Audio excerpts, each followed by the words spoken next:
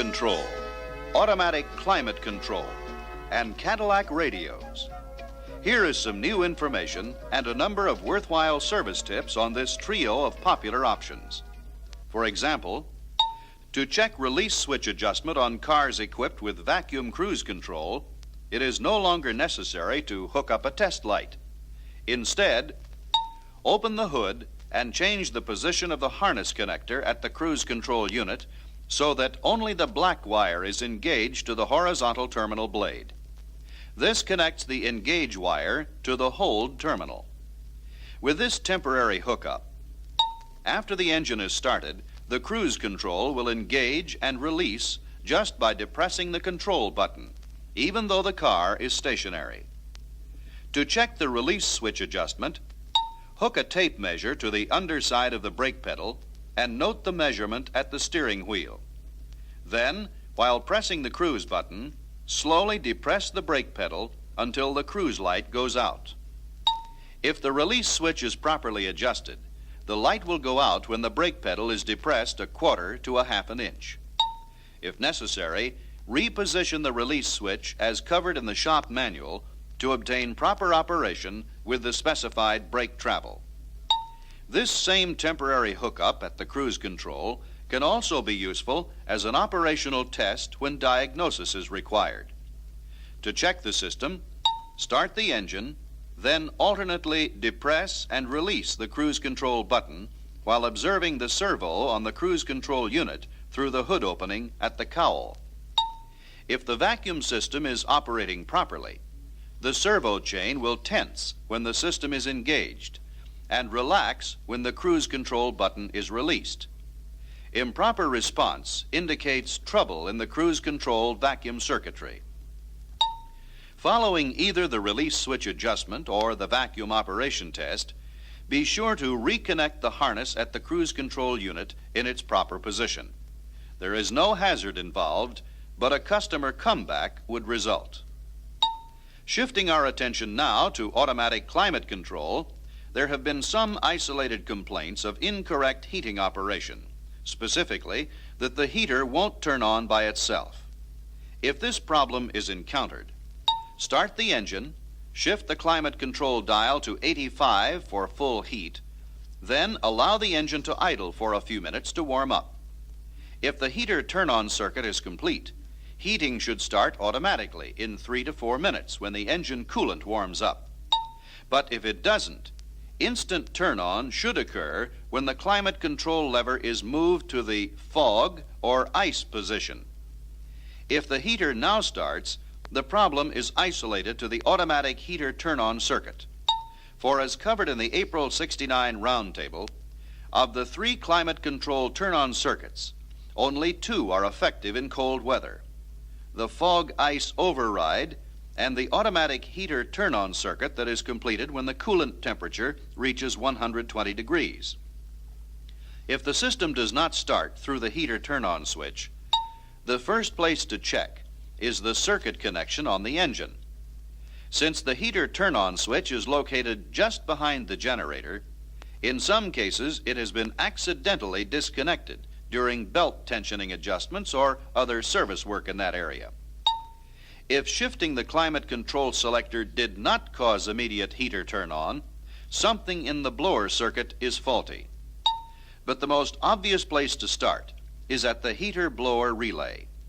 The relay is mounted on the duct case near the center line of the engine, and if it is not disconnected, a new blower relay should be substituted in its place. To improve durability, a new blower relay entered 1970 production about the end of November. While the new relay has a stamped 900 on its base, it is identical in appearance to the former unit. However, the new relay has been changed internally as the hold-in points used on the previous relay have been eliminated. This means the blower will run in fog or ice, but will shut off if the climate control selector is moved back to automatic before the engine coolant has warmed up. With the former relay, the blower would have stayed on. Here is an odd problem that can be difficult to diagnose. an occasional or intermittent buzzing sound from under the left side of the dash. In this area, the climate control transducer is the only item that could create this type of sound. While a pinched vacuum hose could cause this problem, the most likely causes are a faulty control dial rheostat or a loose connection in the sensor string, so those items should be checked first. To check the rheostat, start the engine and slowly move the temperature dial back and forth from 65 to 85 several times. If the transducer buzzes at any point, the control dial rheostat should be replaced. Otherwise, check the sensors, starting with the in-car sensor on the instrument panel. Since transducer buzz could be caused by a loose connection, remove the cover and check the two wire leads to the sensor by gently flexing them. With the climate control running, a bad solder connection on either side of the sensor would cause the transducer to buzz. Also, thump the dash pad to check for a loose wiring connector. If the in-car sensor was not the problem, remove the duct sensor from the heater case just above the accelerator pedal. Flex the sensor and its wiring connection to check it as the source of the buzz. Since the ambient sensor is mounted in the cowl duct, the passenger kick pad must be removed and the sensor detached to check it. Here again, check the sensor for a bad solder joint or a loose wiring connector.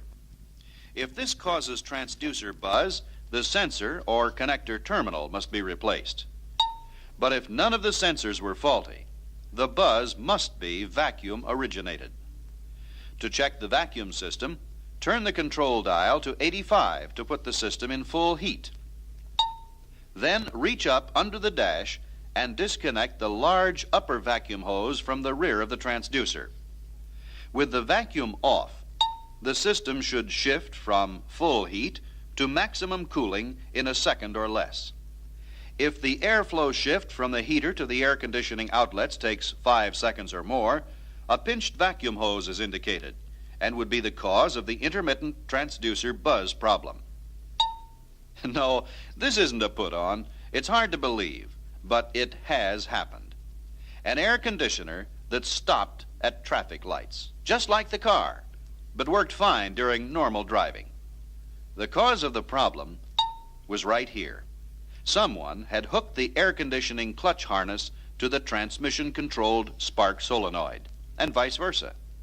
As a result, the compressor clutch was energized only when the transmission was in third gear, as it is for normal highway driving.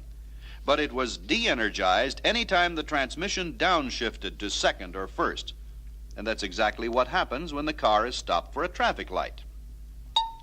Looking at the harness connectors, it is easily seen that they look very much alike. So always remember, the connector with the green wire goes to the TCS solenoid, because if it doesn't, your customer will have a strange acting air conditioner.